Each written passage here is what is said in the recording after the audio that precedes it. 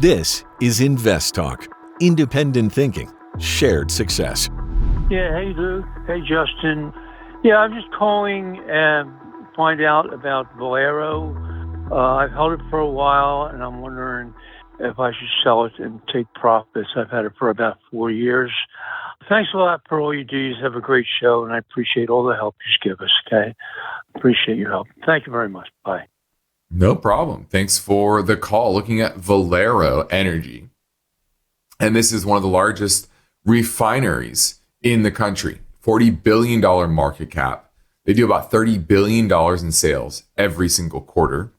But their profits are waning. They made $29 plus per share in 2022, then down to $25 in 2023, and last year all the way down to $8.44. And this year, earnings are supposed to drop again to $7.71. Now, with that big drop in earnings, you actually haven't seen a massive drop in the stock price. In fact, it's up 30% from its 2-week high, which seems like a lot, but it's still well above its lows from 2020 when it was around, what was that, $35, $40? Now it's at $128. So it's in a downtrend. Relative strength is 27, definitely low, but not a catastrophe. And analysts do continue to lower their estimates going forward. And one thing I don't like about Valero, even though it's a historically pretty profitable, but the profitability just vacillates dramatically because of what's called the crack spread.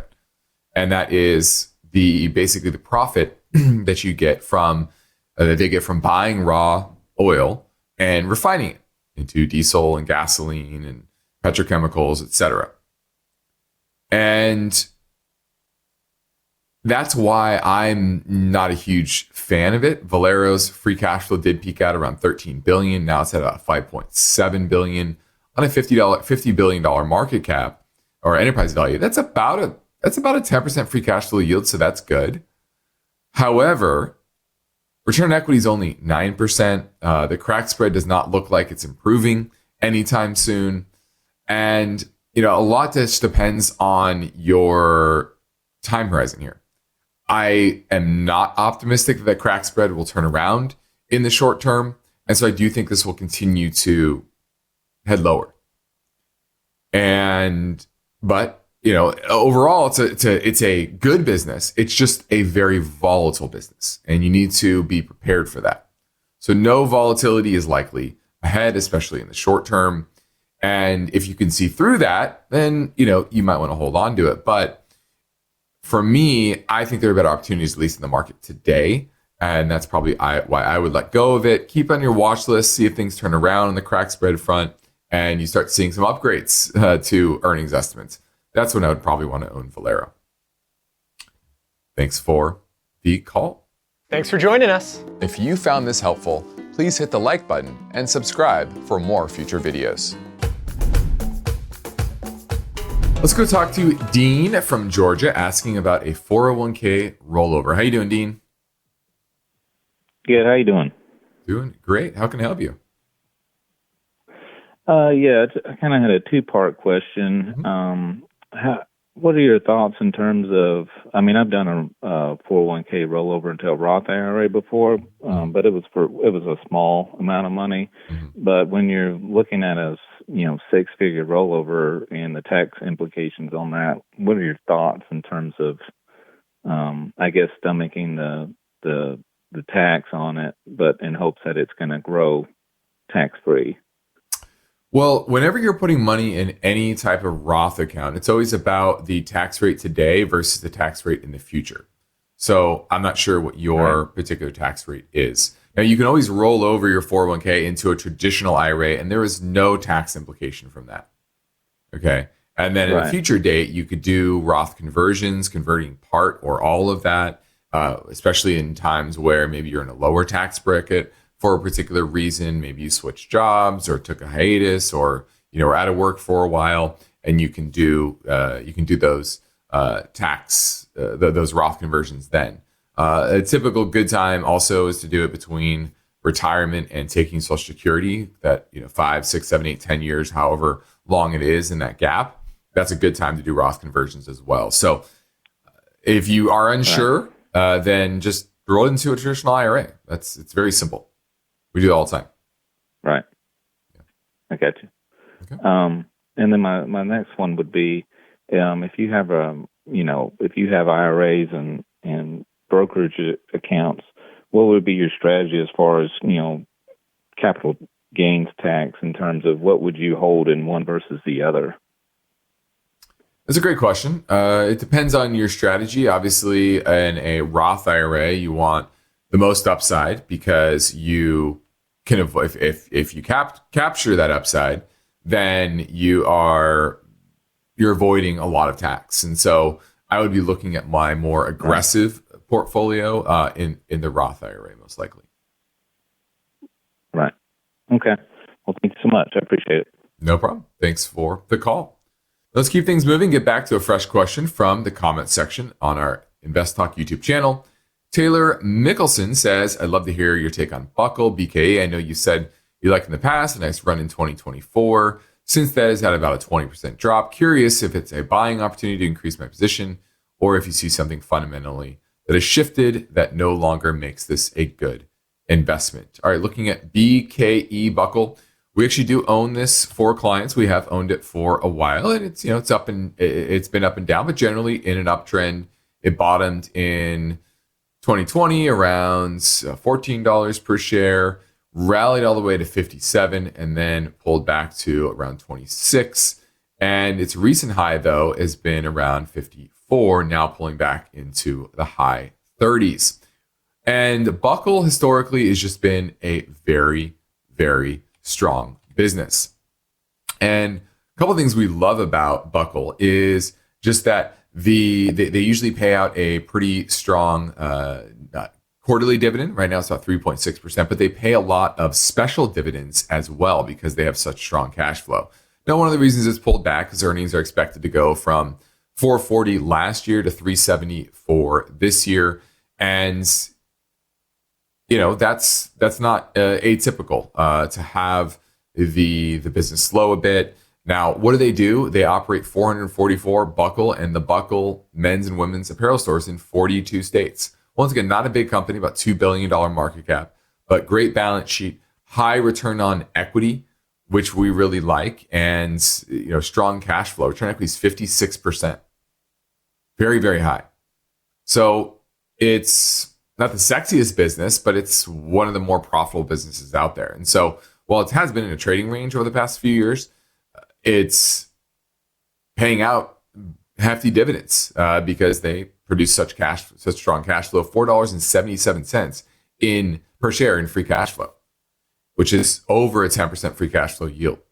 So I do think you are into some support here in the high 30s, and I do think it is a good buying opportunity after this pullback.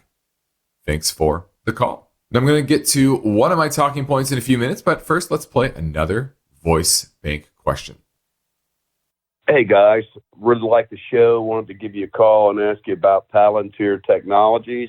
I was listening to this lady talking about how this particular company may have an edge with government contracts going forward. I know that it's been falling. The ticker symbol is PLTR. I know you get a lot of calls about this stock. Could you run it down for me? If I want it, I don't own it, but if I wanted to buy it, what's a good starting price? Appreciate the show. Thanks. All right, looking at Palantir, PLTR is the symbol, and pulling up the data real quick. So Palantir has been one of the most hyped companies I've seen in a long time. Outside of Tesla, it's probably one of the most overvalued names, and it's starting to reverse in a big, big way. It's already down 33% from its 52-week high. Earnings next year are supposed to be 68 cents from 54 cents this year. And it's an $83 stock. So, and what I don't like about it is the CEO has talked about, how, he kind of plays to the retail crowd and how, he's building all this wealth, and it kind of reminds me of GameStop, where they try to kind of do the same thing. And instead of and focusing on that part of price appreciation in the stock as opposed to running a strong business and just focusing on that. And the business is strong. It's good. Revenues are up 36% last quarter, earnings up 75%. And they do have some important technology, especially when it comes to cybersecurity and being able to really dial in their country's I don't know how you call it, espionage, digital espionage, shall we say, and big data and AI and all of that. And there's a lot of buzzwords around it. But historically, we've seen these buzzwords are a lot of that, just buzzwords. And if you look at the valuations here, it's just egregious. Enterprise value to EBIT is 625. I mean, it's crazy. Price of sales around 71. I always say anything over 10 is expensive. Over 20 is egregious. And this is at 71. So like I said, it's probably one of the most overvalued names I've ever seen. So it's just a momentum play at this point. Problem is the momentum, like a lot of these big AI plays or just sexy retail plays, it's coming undone. The momentum has not completely reversed on Palantir. It's still above its 100-day moving average.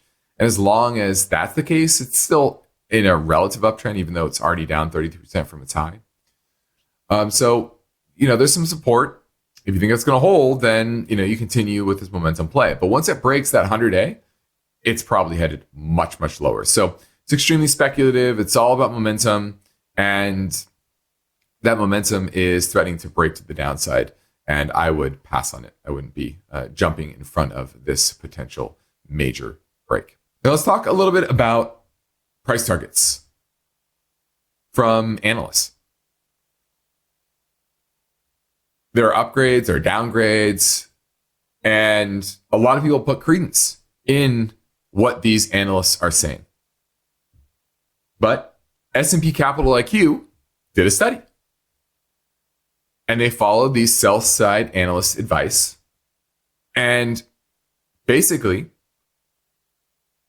the summation is they have no value to investors.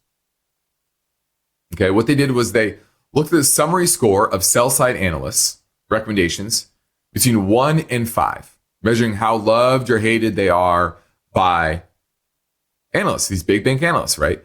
What does Morgan Stanley, those Goldman Sachs think about a particular name, right? And they looked over the last 25 years. And the best performing stocks were in the lowest quartile, meaning they were the most unloved by analysts. And over the past 24 years, if you bought the stocks rated most highly by these analysts and shorted the ones that they hated the most, you would have lost money. About 30% in total over those 24 years, with a lot of volatility.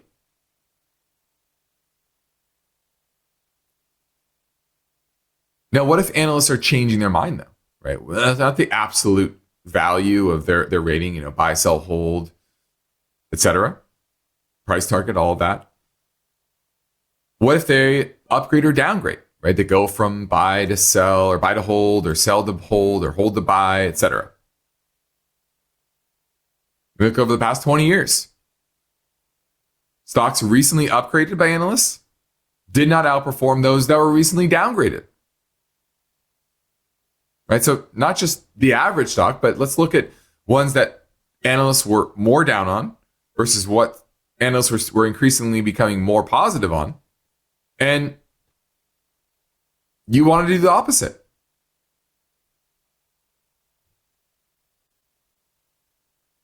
So don't think that these analyst estimates have any predictive value. The only thing that really came out of it that said, okay, there was some value in these figures is the variation in price targets. Meaning, if price targets were all over the board, bullish, negative, right, that was not helpful. if analyst price targets were relatively in the same ballpark, that had some more predictive power. Not great, but definitely better than just raw buy or sell signals, upgrade or downgrade signals, etc. So what are analysts good for then? What I do think they are good for are earnings estimates, because they're looking at the industry as a whole.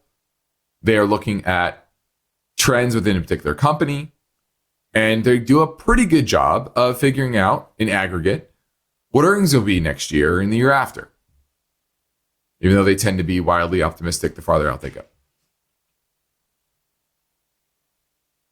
So that's really all they're good for. And the reason I think that this is the case is because there are so many other factors that go into price movements, from liquidity in the broader market, the broader economy. And when they're looking at creating these price targets and being bullish or bearish, they're just looking at market multiples or industry multiples. Are they trading above it or below it? Trends in earnings. But if the market has already priced in a positive outcome for earnings going forward, then there's just more room to disappoint to the downside, and vice versa. And so I get this all the time. Oh, this bank upgraded this stock or changed this price target. And it's clear that's not anything you should ever listen to. Now, I've known this for 25 years. We saw conflicts of interest within that industry as well, right? Companies banks wanting to get their investment bank business, so they would give them good buy ratings, for example. And I think in many cases that's still the same today. So there are various factors that go into why this is the case, but the data is clear. Completely ignore buy or sell recommendations as well as price targets for stocks. Now let's drop in another caller question from 888-99-chart. Hi, my name is Neve from Boston. Now I have a question regarding developed market ETFs. I'm starting to less and less believe in the U.S. market for the remaining of the 2025, even early 2026, regarding all of the geopolitical uncertainty. And I'm looking for developed markets ETF. If you have any recommendation, that would be great. I know it's kind of vague, but appreciate any suggestion. Thank you very much. Well, I've said this before. I can't give you recommendations. There are plenty of ones out there. Let me look at this. Yeah. The Vanguard FTSE Developed Markets ETF, VEA.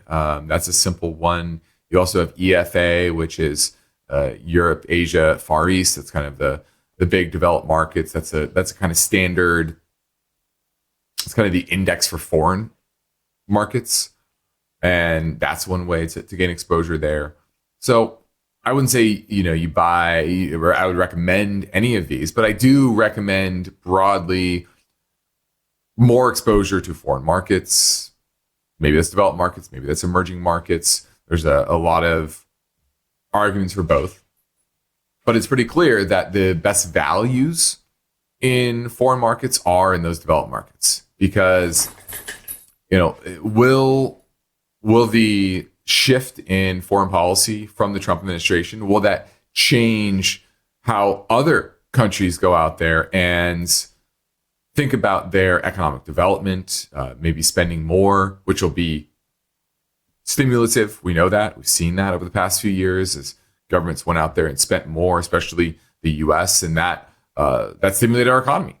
And now you're getting a bit of a hangover from that. But there's still, I think, room for these developed markets to really continue to spend and boost their economy, because part of it's needed from a reform standpoint, from a geopolitical standpoint, et cetera. So I like that you are thinking about this, and developed markets are a good place to be adding right now. Discover more valuable information at investtalk.com. Let's go talk to Richard in Santa Clarita and looking at Prudential. You own it or looking to buy it? I have a little position in it. I was just wondering, in terms of Prudential, I know I've heard you say that, insurance companies are boring, but this one, it's, of the last 6 months, it's kind of been up and down, more down than up. It appears like it's primarily financial, products. I know it's a large company. Do you think this is a good buy point at this place? Is this, in terms of long-term, in this current environment, a good move? Well, you're right that it's been down a little bit. Relative strength is around 34. Not amazing, not terrible. It's certainly not overpriced. It's trading at about 10 times earnings going forward. Now, you're right. It's very financial products driven, life insurance and retirement plans, etc. But that tends to be a very good business. $8 billion is in free cash flow and a $40 billion market cap. That's nice. That's about a 20% free cash flow yield. That's great. Now, what are they doing with that cash flow? They're buying back shares. That's nice. Our earnings this year are supposed to be up 13% from last year to $14.25 and $15.18 next year. So I like that. You get a nice dividend, 4.75% right now. And so I'm overall a fan of Prudential, in the financial space. Yeah, it's boring. But, in this more volatile economic environment, I think annuities are going to become more attractive to certain people, even though, long-term they're poor investments. But, that's something that Prudential sells. Now, one big negative will be if rates do drop significantly. Remember, that's what life insurance or insurance companies do in general, is they take their premiums and they go invest it in relatively safe securities like treasuries, corporate bonds, et cetera. And so if yields come down, that could be detrimental over the short term. But, it's still a very good business, obviously a very well-known brand name. And if you're looking to add finance exposure, financial industry exposure, this is definitely near the top of the list, even though, it is boring. Right. Okay, great. Well, thank you very much.